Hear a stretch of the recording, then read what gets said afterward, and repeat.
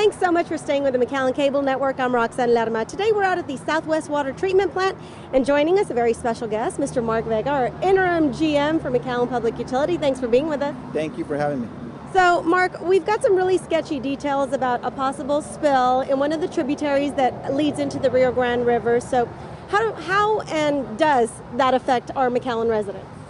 Well, you're right. There was an unknown, they call it an unknown material, unknown substance, discharged into one of the tributaries of the Rio Grande River. And so the state's conducting their analysis of that water, and is it harmful to us? How harmful is it?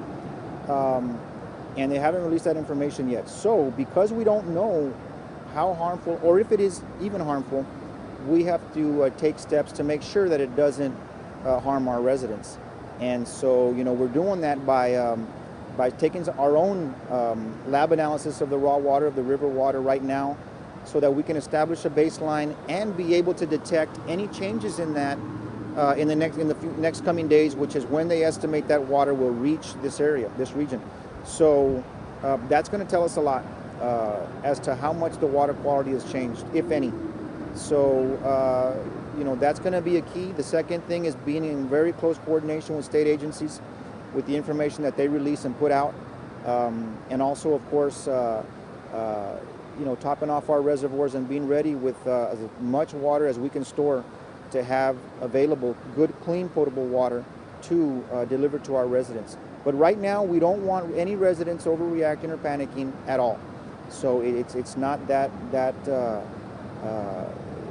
we're not that we don't want to take precautions, because we are, but because we don't know, and there is time.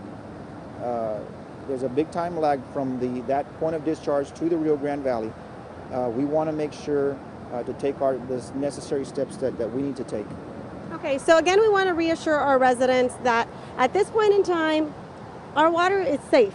Absolutely, 100%. Can they drink it? Can they bathe? Yes, everything with it. And there may be no change to that, but without knowing from the state agencies first, we're in the dark right now. Okay, and lastly, even though it's just very precautionary at this point, if, God forbid, something were to happen, we've got plenty of backup storage. Yes, ma'am. On average, water demand, we probably have anywhere between 12 to 15 days of water storage. And that's considering everyone using the water like they normally do. If for whatever reason there was a water restriction, irrigating, if we were to irrigate or restrict irrigation, that would give us even more storage or water availability for domestic use. So we should be okay. So again, our water is safe, and we want to remind you about that. You can bathe in it, you can drink it, you can definitely use it for any one of your uses. However, if that changes, we'll definitely let you know. For the City of McAllen, I'm Roxanne Lerma.